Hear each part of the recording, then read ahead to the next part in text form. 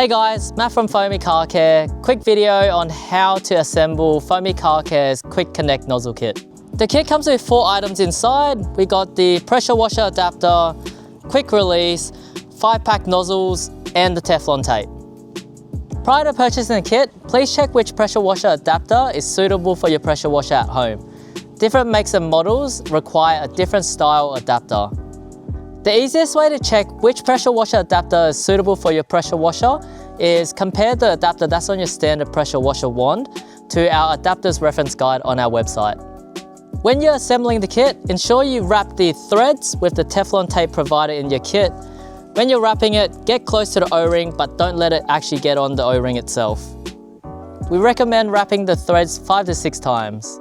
The same process applies when you're assembling the nozzle holder. Make sure you wrap the threads with the Teflon tape provided close to the O-ring but not on the O-ring. Once you have applied the Teflon tape, you're now ready to connect the quick release onto the pressure washer adapter. Then it's as easy as connecting the pressure washer adapter onto your pressure washer gun and your quick connect nozzle kit is ready to be used. If you have any further questions, reach out to the team and we're always here to help. Happy cleaning, guys!